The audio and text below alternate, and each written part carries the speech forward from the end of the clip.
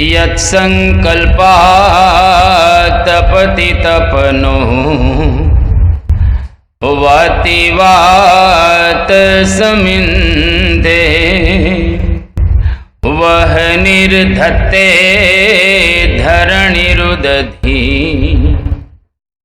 लंघते नैव वेलां तोयं श्रीमान् निखिल जगतां अंतरात्मावतीर्णो धर्मं रक्षन् दिशतु कुशलम् स्वामिनारायणो नः। यद्रोमविवरेलीना अंडानां कोटयः पृथक् तदक्षरं गुणातीतं नमाम्यहम्। भगवते श्री स्वामिनारायणाय नमो नमः। श्री अक्षर पुरुषोत्तमाभ्यां नमो नमः। श्री गुणातीतानंद स्वामी महाराजाय नमो नमः। श्री भगतजी महाराजाय नमो नमः। श्री शास्त्री जी महाराजाय नमो नमः। श्री योगी जी महाराजाय नमो नमः। श्री प्रमुख स्वामी महाराजाय नमो नमः। श्री महंत स्वामी महाराजाय नमो।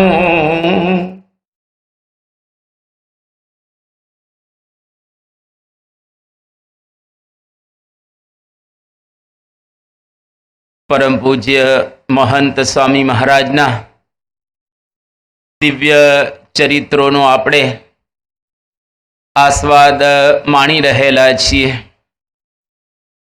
आपणा जीवननी अंदर घणुं बधुं आपणे प्राप्त करता होईए छीए, परंतु जीवननो सार जो कहेवामां आवे तो आपणे एटलुं कही शकीए के भक्ति स्त्विका विमुक्त एटले के भक्ति एक मुक्ति माटे पर्याप्त छे।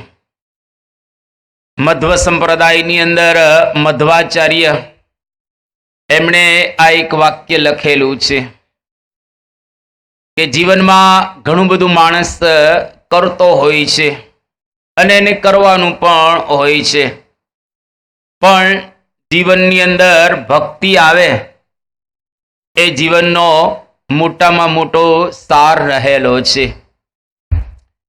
वल्लभाचार्यना 8 सखा हता, अष्टछाप सखाओ।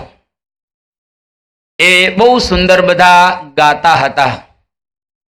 एमाना एक सखा एटले कुंभनदास, अने कुंभनदास एटलुं सुंदर गाता कि ज्यारे गावानो प्रारंभ करे एटले समग्र सभा जे मदारी वांसળી वगाड़े, पावो वगाड़े अने बधा साप डोले, एवी ज रीते आखी सभा डोलती हती।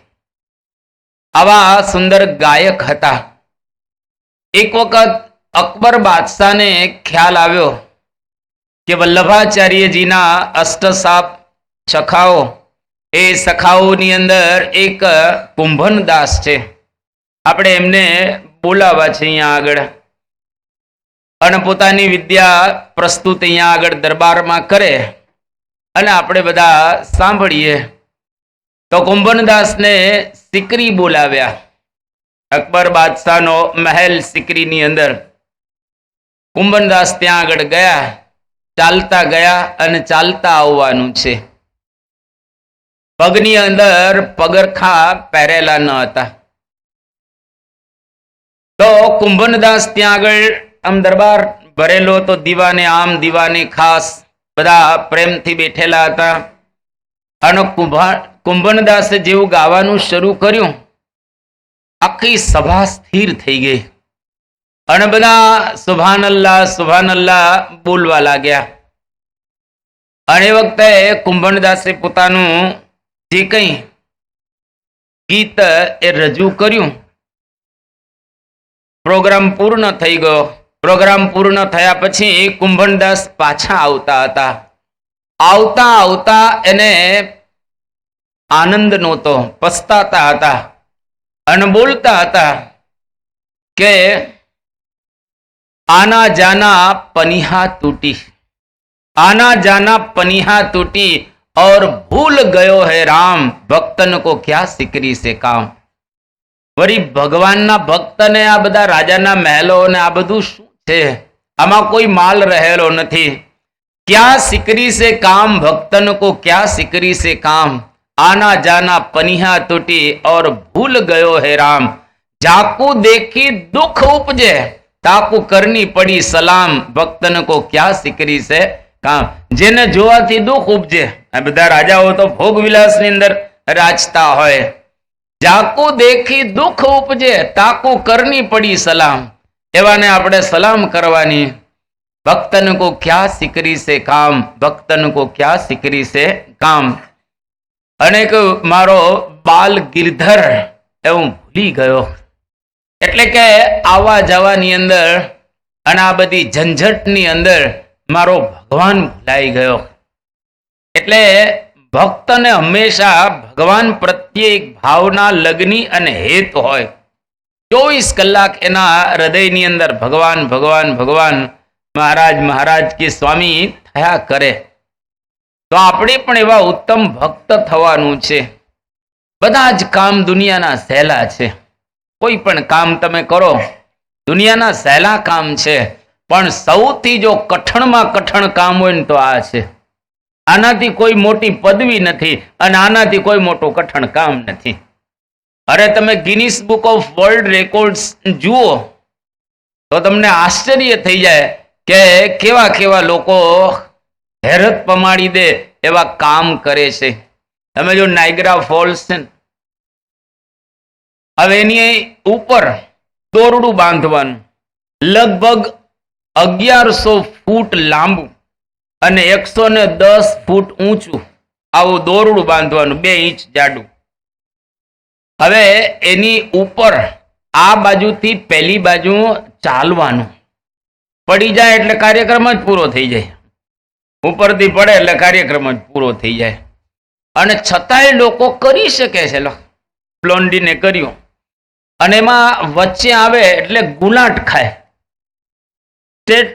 આ ગુલાટ ખાવી એટલે કેટલું અઘરું પડે.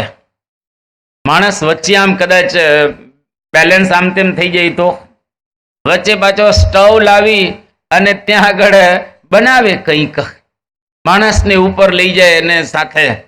આવા બધા અઘરા અઘરા કામ કરે છે, પરંતુ એ બધા જ કામ સહેલા છે. આમાં કોઈ અઘરા કામ રહેલા નથી.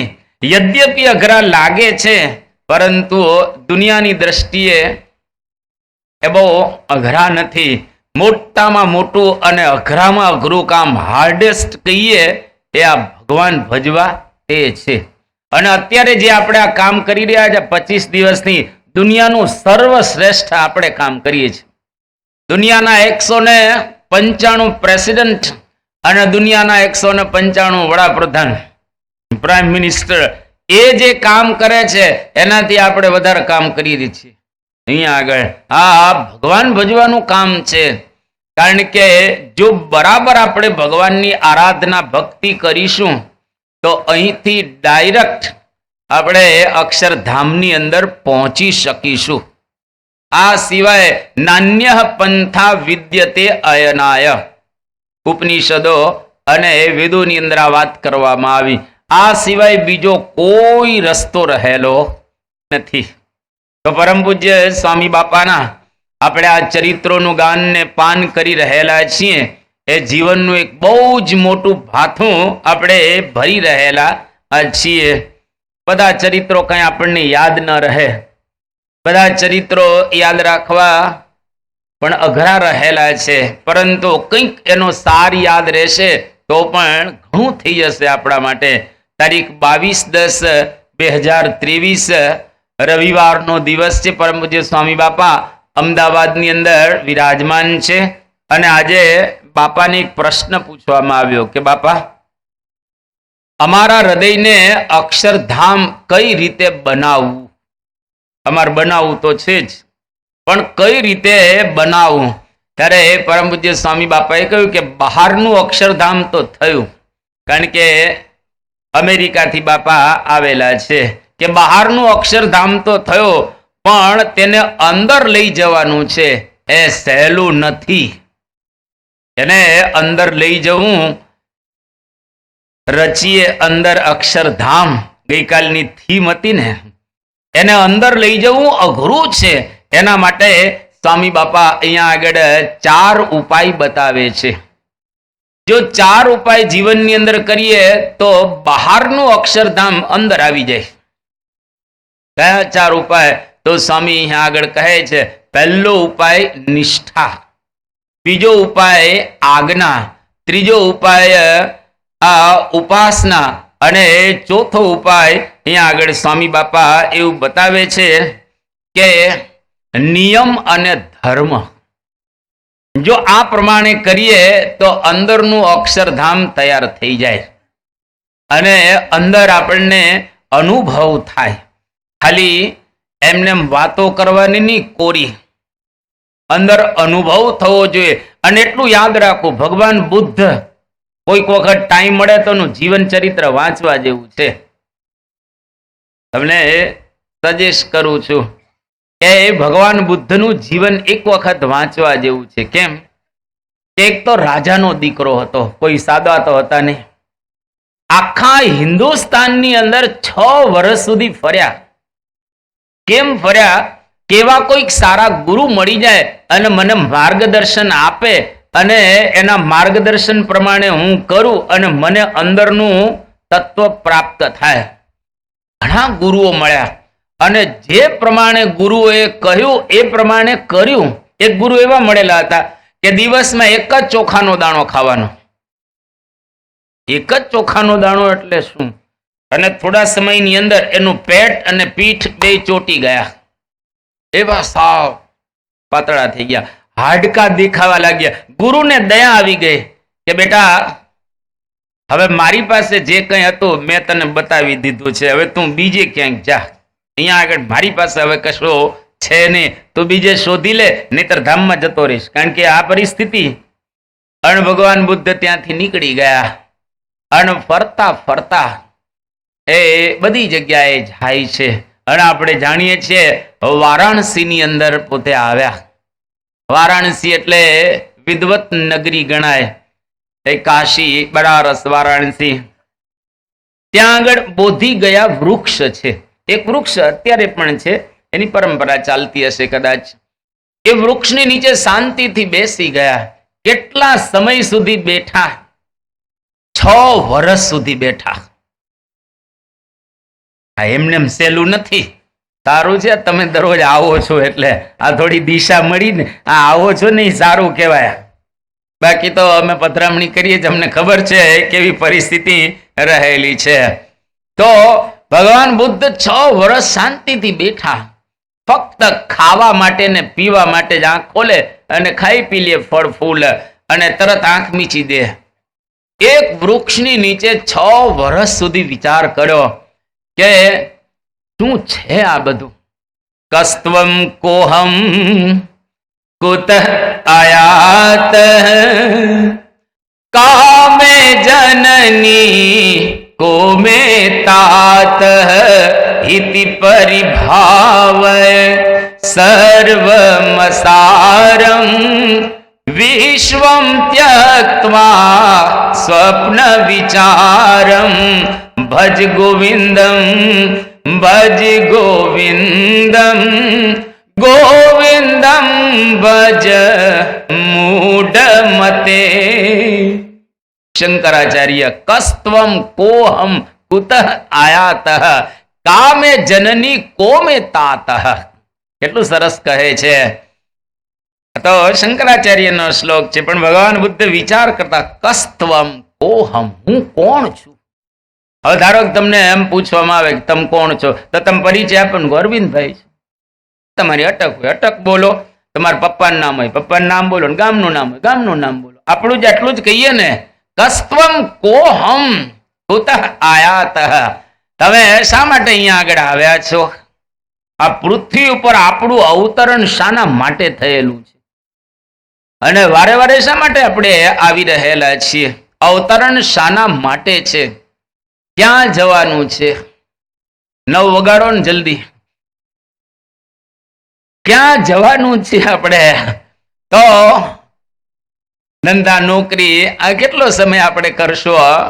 60 વર્ષ કરો, 70 વર્ષ કરો, 75 વર્ષ કરો, પણ અંતે છોડવાનું તો છે જ ને. વાસ્તવિકતા રહેલી છે ને. તો આપણે ક્યાંથી આવ્યા, ક્યાં જવાના છે, શું કરવાનું છે? કામે જનની કોમે તાતા, મારા માતા કોણ છે, મારા પિતા કોણ છે?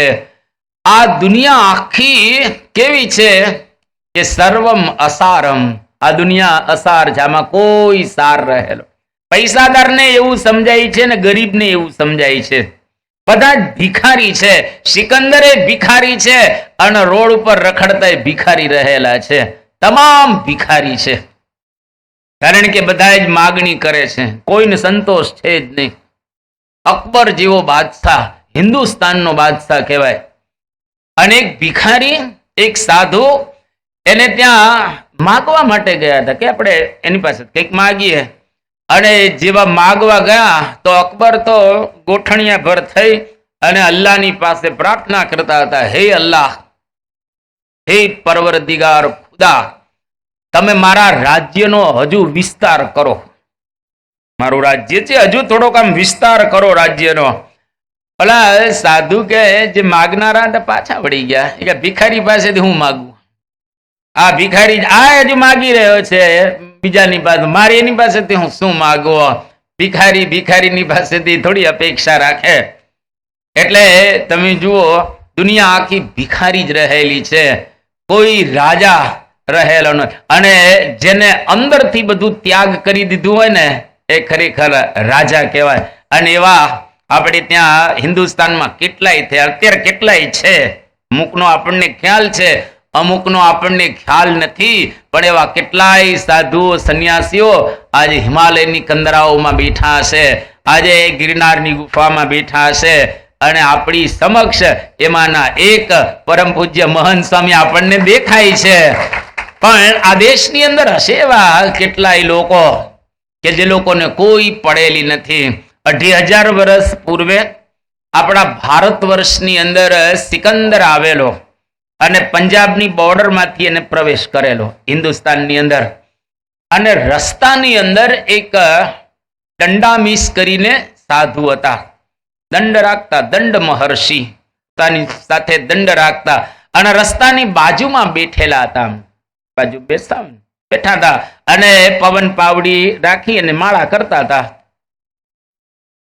આ સિકંદરનો જે સેનાપતિ છે એની પાસે આવે છે, કહું સાધુ महाराज यहां से हट जाइए, यहां से दूर जाइए. क्यों? अभी अभी सिकंदर आ रहे हैं और उनका सैन्य आ रहा है, आने दीजिए, मुझे क्या? आवा दो, कहीं वांधो नहीं. कि महाराज श्री आप मर जाएंगे, आप का नाश हो जाएगा, ये क्या आने दीजिए सिकंदर को. ले તો શાંતિથી બેઠા હતા, પ્રેમથી ભજન કરતા હતા. અને એ તો ખસ્યા નહીં બાજુમાં, કારણ કે મોટું લશ્કર આવે એટલે રસાલો આવે ને, હાથી ને ઘોડા ને ઊંટ ને આન તેન, એટલે રસ્તામાં જે હોય આજુબાજુ હોય એ બધાને હટાડવા જ પડે. આ તો પ્રેમથી ભજન કરતા હતા અને હટ્યા નહીં. અને સિકંદર આવ્યો કે સેનાપતિએ સમાચાર આપ્યા કે સાધુ ખસતા નથી રસ્તાની બાજુમાંથી. મેં કહ્યું કે આવવા દો તમારા સિકંદરને. એ કોણ છે? ખસતા નથી. અને એટલી ખુમારી છે કે એના મુખ ઉપર મરવાની કોઈ ચિંતા જ રહેલી નથી. અને સિકંદર આવ્યો, ખુલ્લી તલવાર લઈને આવેલો ઘોડા ઉપર, અને સાધુની બાજુમાં ઊભો થયો અને કહ્યું કે કેમ મહારાજ, ક્યું યહાં બેઠે હૈ? बस भगवान की आराधना कर रहे हैं। और आप कौन? मैं Sikandar the Alexander the great. तो अलेक्जेंडर द ग्रेट हूं, तो महान सिकंदर છું, सम्राट सिकंदर। ओह, पहली बार ख्याल आयो कि भिखारी आयो। अरे राजा तो हूं છું, तने तारा देश में खावा न मळ्યું એટલે આવ્યો ને। જો તને તારા દેશમાં ખાવા મળી ગયો તો અહીં શું લાંબો થયો? આ દેશમાં શા માટે તારા આવવાની જરૂરિયાત પડેલી? એનો મતલબ કે તને તારા દેશમાં ખાવાનું ખૂટી ગયું એટલે બહાર નીકળો છે અને મારે કોઈ અપેક્ષા નથી। અને પહેલી વખત સિકંદરને ઝટકો લાગ્યો કે આવાય હોય છે જેની પાસે કશું જ નથી, છતાં એ બધું જ છે એની પાસે, અને મારી પાસે બધું જ છે પણ છતાંય મને એવું લાગે છે કે આની પાસે હું ભિખારી છું, આની પાસે હું ભિખારી છું। અને સિકંદર પાછો વળ્યો, હિન્દુસ્તાનને જીત્યા વગર એક સાધુને જોઈને પાછો વળી ગયો કે આ દેશની ઉપર રાજ નહીં કરી શકાય, કારણ કે આ દેશમાં આવા લોકો રહે છે, આની ઉપર રાજ કરવું મુશ્કેલ છે। હવે પાછો વળી ગયો અને રસ્તાની અંદર જ મૃત્યુ પામે છે।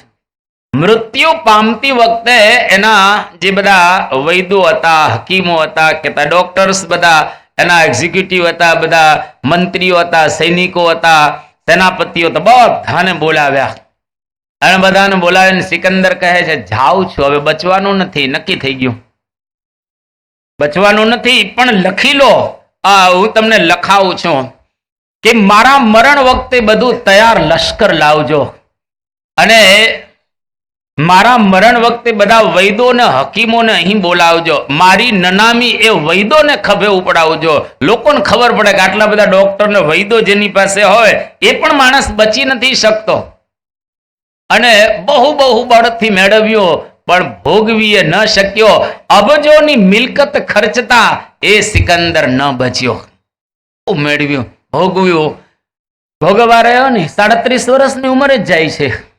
આટલું બધું મેળવીને જવાનો ટાઈમ આવ્યો, ફક્ત 37 વર્ષનો હતો ત્યારે જવાનો ટાઈમ આવી ગયો, અને શું કહે છે કે ધન ફના જોબન ફના જડને જગત પણ છે ફના, પરિણામ મળશે પરલોકમાં પુણ્યના કે પાપના।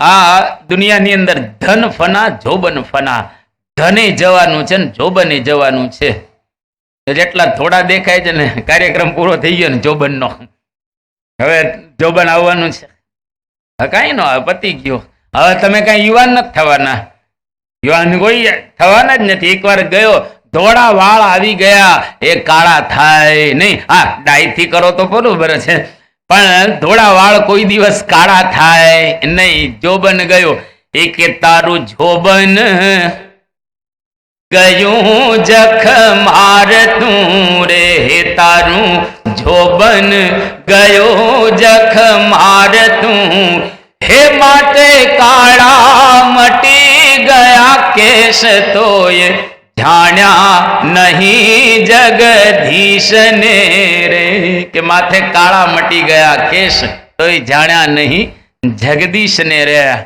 તમે જો માણસને છેલ્લે સુધી એવું રહ્યા કર, મેળવી લઈએ મેળવી લઈએ મેળવી લઈએ, પોતે જ મેળવાઈ જાય અંદર। તો સિકંદર છેલ્લે લખે છે કે મારું મરણ થાય એટલે 2 હાથ ખુલ્લા રાખજો। કેમ ખુલ્લા રાખજો? કારણ કે માણસ જ્યારે આવે છે ને, તમે તપાસજો હવે કે માણસ આવે ને ત્યારે બંધ મુઠ્ઠી રાખીને આવે। દરેક છોકરાઓ જન્મે ને ત્યારે રડે અને બંધ મુઠ્ઠી રાખીને આવે, અને જો છોકરો રડે નહીં ને તો રડાવવામાં આવે। કેમ? કારણ કે રડે નહીં ત્યાં સુધી ફેફસા ન ખુલે, અને ફેફસા ન ખુલે ત્યાં સુધી શ્વાસ ન લઈ શકે, અને શ્વાસ ન લે ત્યાં મરી જાય। એટલે જો છોકરો રડે ને તો રડાવવામાં આવે, અને 2 હાથ બંધ હોય, એટલે બાંધી મુઠ્ઠી રાખીને જીવો જગતમાં આવ્યા, ખુલ્લી હથેળી રાખીને જીવો જગત ચાલી ગયા। દર્દીઓના દર્દને દફનાવનારે કોણ છે? દોરી તૂટી આયુષ્યની એને સાંધનાર કોણ છે? એક વખત આયુષ્યની દોરી તૂટી ગઈ, પતી ગયું, એને કોઈ સાંધી શકે નહીં। એટલે અંદરનું અક્ષરધામ બનાવી દેવું, આને આ દેહે, નહીતર રિપીટેશન ચોક્કસ થશે જ। એમાં કોઈ શંકાને સ્થાન રહેલું નથી. જો અક્ષરધામમાં નહીં જઈએ, વાસના નહીં ટાળીએ, પ્રકૃતિ નહીં ટાળીએ, સ્વભાવ નહીં ટાળીએ, અંદર અક્ષરધામ નહીં બનાવીએ તો ફરી રિપીટેશન થવાનું છે અને છે જ. એમાં કોઈ શંકાને સ્થાન રહેલું નથી. એટલે આને આજ વખતે આપણે અક્ષરધામ બનાવવું પડે. એના માટે બાપા 4 વસ્તુને ચારે સરળ છે. એમાં કોઈ અઘરી વસ્તુ 4 બાપા બતાવતા નથી. પહેલી વાત નિષ્ઠાની કરી. નિશ્ચય કહો, નિષ્ઠા કહો, જે કહો તે. નિષ્ઠા એટલે મહારાજે વચનામૃતની અંદર નિષ્ઠા શબ્દ ઓછી જગ્યાએ વાપરેલો છે. નિશ્ચય શબ્દ ઘણી વખત વાપરેલો છે. નિશ્ચયનું પરિપક્વ સ્વરૂપ એટલે નિષ્ઠા. નિષ્ઠા એટલે એ કોઈ દિવસ ડગે નહીં, અને નિષ્ઠા કહેવાય. અંત્યનું 7મું વચનામૃત મહારાજની અંદર કહે છે કે ભગવાનના સ્વરૂપની અંદર કેવી નિષ્ઠા કરવી કે લોખંડની પૃથ્વીને લોખંડની ખીલી, વજ્રની પૃથ્વી અને વજ્રની ખીલી એક વખત એની અંદર આમ તમે મારી દો પછી ખીલી નીકળે ખરી? અરે લાકડામાં મારેલી હોય ખીલી તોય નીકળતી નથી. લોઢામાં ખીલી મારેલી હોય તો એને કાઢવી કઈ રીતે? નીકળે નહીં.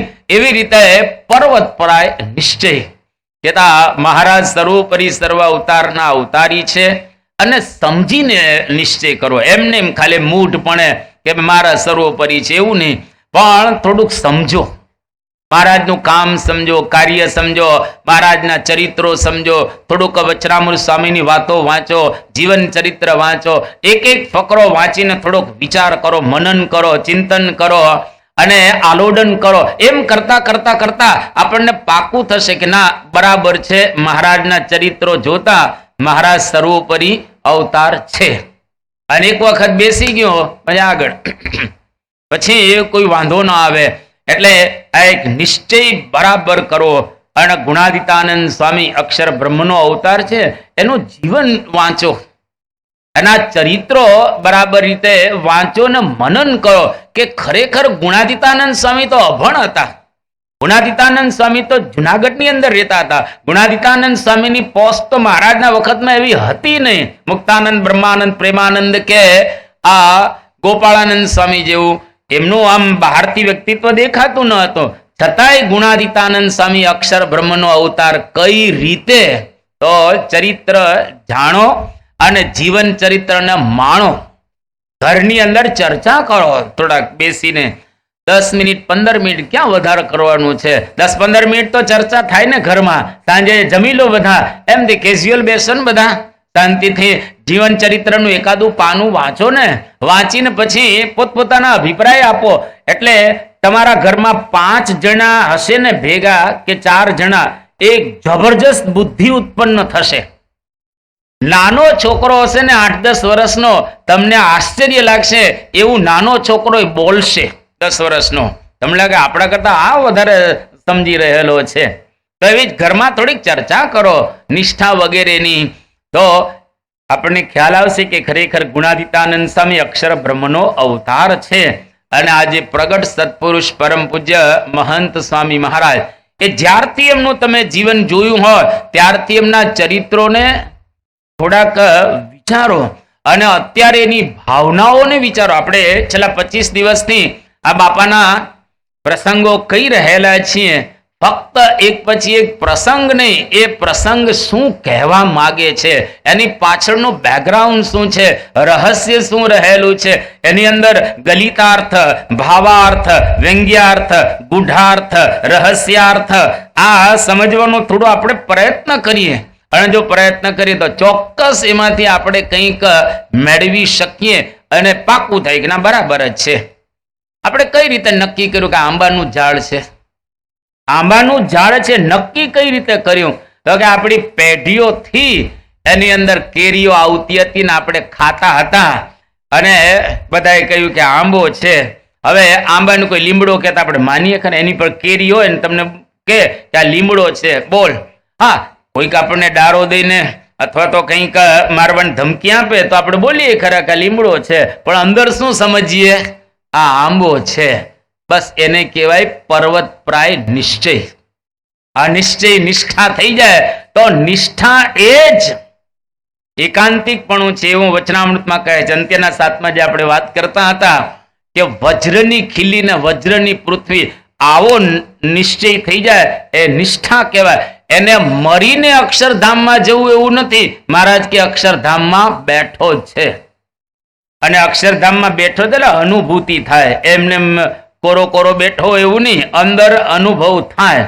હવે ધારો કે સંજયભાઈ છે, મને ખબર નથી એની પાસે ઘરે કેટલા પૈસા બેંકમાં છે અને કેટલા ઘરે છે ખ્યાલ નથી, પણ ધારો કે સંજયભાઈ અહીંયા આગળ સામાન્ય આમ શર્ટ પહેરીને આવે અને સામાન્ય આમ કપડાં પહેરીને આવ્યા હોય, અને એને ત્યાં તિજોરીમાં 101 કરોડ રૂપિયા પડ્યા હોય અને 101 કરોડ વ્હાઇટ નામ પડેલા હોય બેંકની અંદર, અને આ સાદા કપડાં પહેરીને આવતો, ચંપલે ફાટેલા હોય, પણ એના અંદર કેફ કેવો હોય કે હો બે જગ્યાએ હો પડ્યા છે. એટલે ભલે ને આમ આપણી જેમ રખડતા જ હોય, કાંઈ નહીં, આમ ચંપલ ફાટેલા હોય, બધું હોય, પણ એને અંદરથી કેફ કેટલો હોય કે કાંઈ વાંધો નહીં. મારે મર્સિડીઝ લેવી હોય તો 1 મિનિટમાં લઈ શકું એમ છું, મારે 1 મિનિટમાં લઈ શકું એમ છું, કારણ કે અંદર કેફ છે.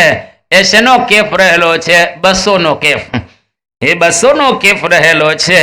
તો બહારથી ભલે ને કંઈ ન હોય આપણને, પણ જો નિષ્ઠા હોય તો અંદરથી કેફ હોય, અંદરથી આપણે ભરેલા હોઈએ અને અનુભવ થવા લાગે, અને અંદરથી શાંતિ થવા લાગે, અને અંદરથી મજા જ આવ્યા રાખે, તો સમજવું કે નિષ્ઠા થવાનો પ્રારંભ થઈ ગયો છે અને આપણે થોડાક આગળ વધી ગયેલા. કાંઈ કોરું અંદર હોય તો સમજવું કે હજુ બાકી છે, અને ધીરે ધીરે આ પ્રકારે થશે, અને અનુભવ થવો જોઈએ તો જ સમજવો કે આપણે નિષ્ઠા થયેલી છે. શાસ્ત્રીજી મહારાજના વખતની અંદર એક કાવ્ય ગવાતો ઘણી વખત.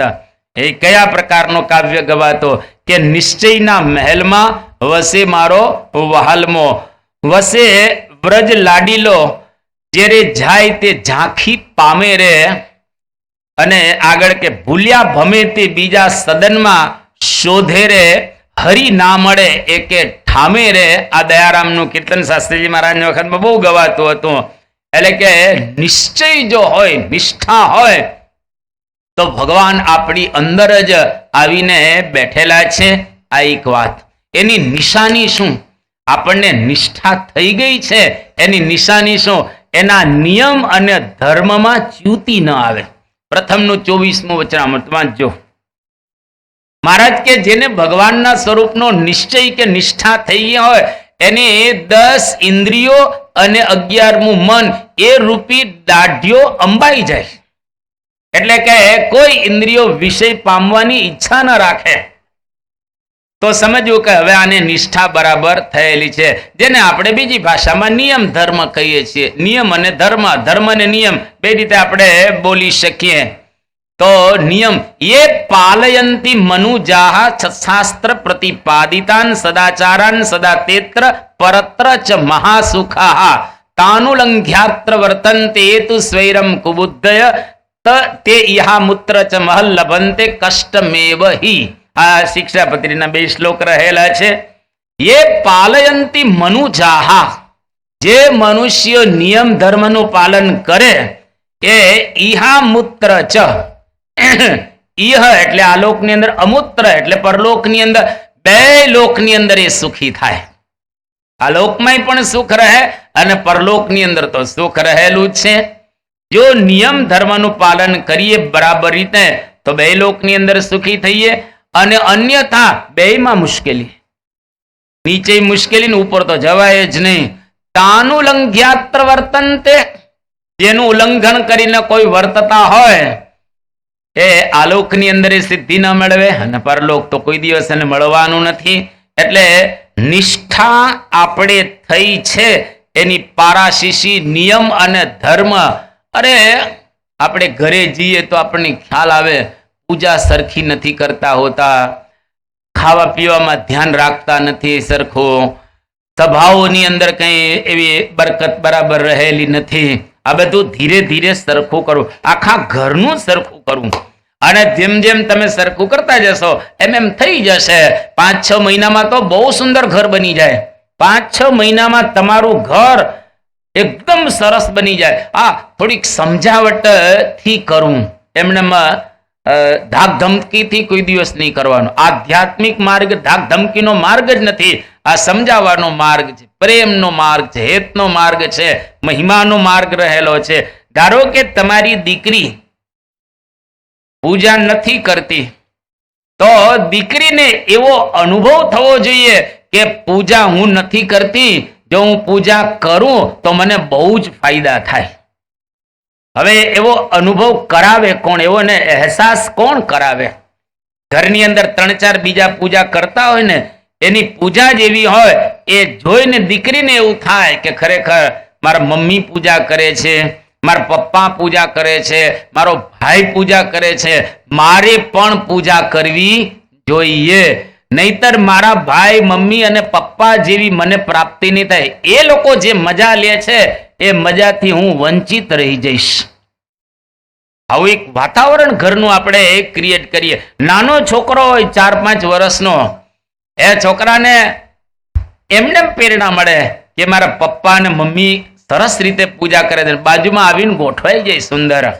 અને તમારી પાસે જેમ રમકડા માગે છે, જેમ તમારી પાસે નાની સાયકલ માગે છે, તમારી પાસે બીજું ત્રીજું માગે છે, એ 4 વર્ષનો છોકરો તમારી પાસે પૂજા માગવો જોઈએ કે પપ્પા મને પૂજા લઈ આપો.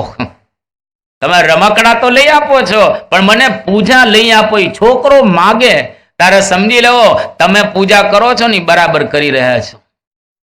બાકો મોટા ભાગને કે નાનો છે ને, નાનો છે ને, 5 વર્ષનો છે ને, 7 વર્ષનો છે ને, પૂજા ન કરે ચાલે નહીં. એનો મતલબ કે તમે પરાણે કરો છો ખરા, પણ તમે પરાણે જ કરી રહેલા છો. પૂજાનો મજા કે આનંદ એ તમને બરાબર અંદર નથી રહેલો હતો. એટલે તમામ આખું જીવન સાધના છે. શ્વાસ લઈએ એ સાધના રહેલી છે. આપણા એક શ્વાસ પણ સાધના છે. એટલે આ પ્રકારે અહીંયા આગળ નિયમ અને ધર્મ બરાબર પાલન કરીએ, અને એ પાલન જો આપણે કરતા હોય તો આજ્ઞામાં કોઈ દિવસ ચ્યુતિ ન આવે. આજ્ઞા એટલે શું? નિષ્કુળાનંદ સાહેબ બહુ સુંદર લખ્યું. અને અમે સારંગપુર ભણતા હતા ત્યારે આ જોયું દ્રશ્ય.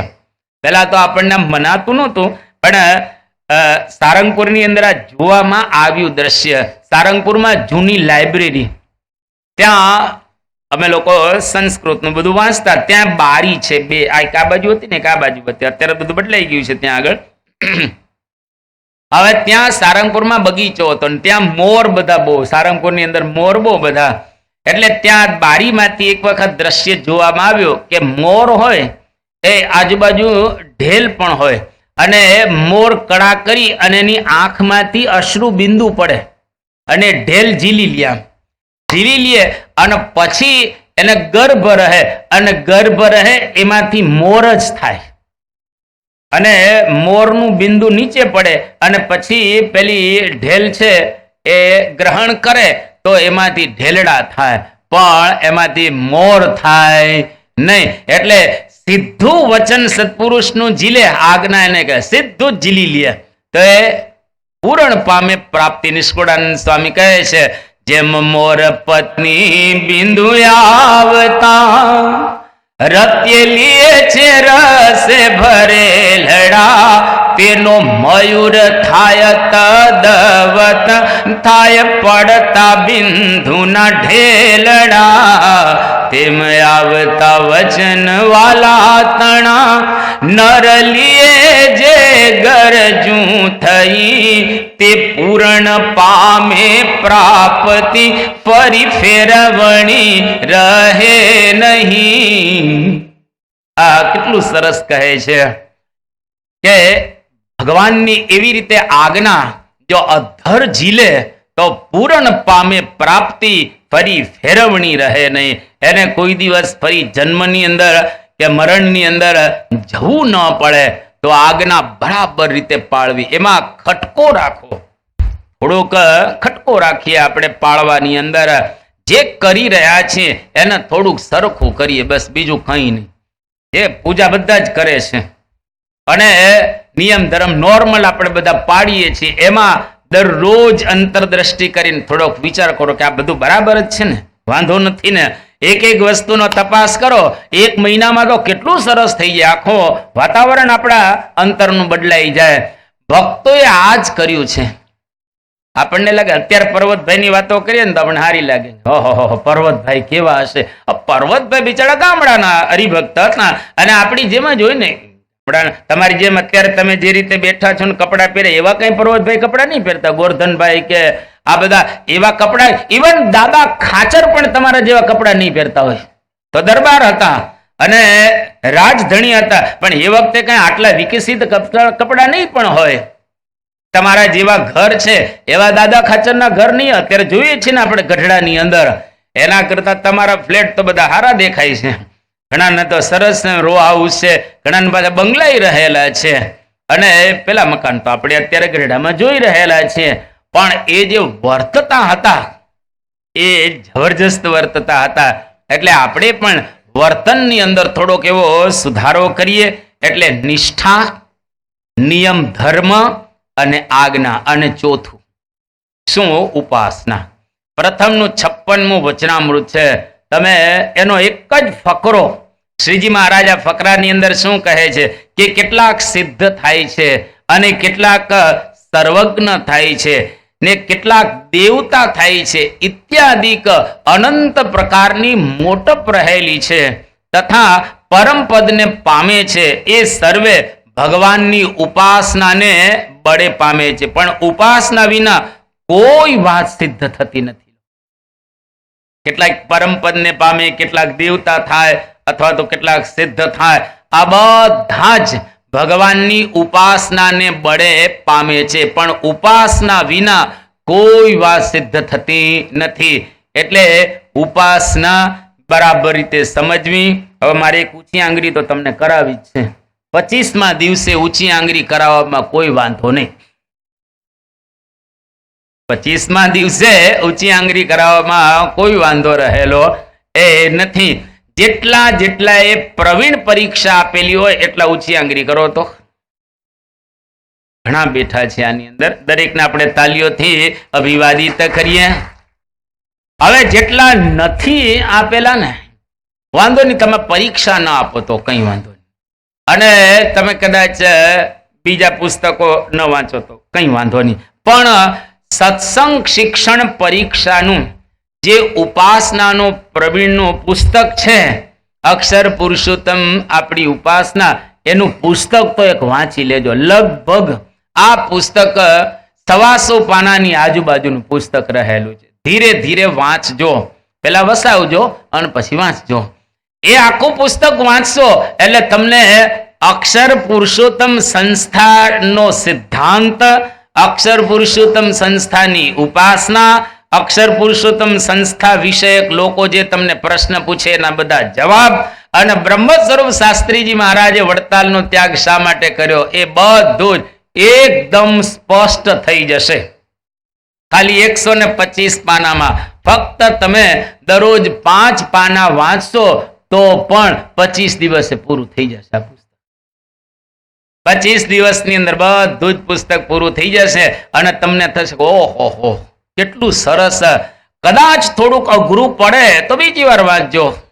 આમે 3 વાર વાંચવાનું હોય. આપણા વિદ્વાનો એક બહુ સરસ વાત કરી છે કે પ્રથમ પાઠે પુસ્તક શુદ્ધિ. પહેલી વાર વાંચો ને પુસ્તકની શુદ્ધિ થાય.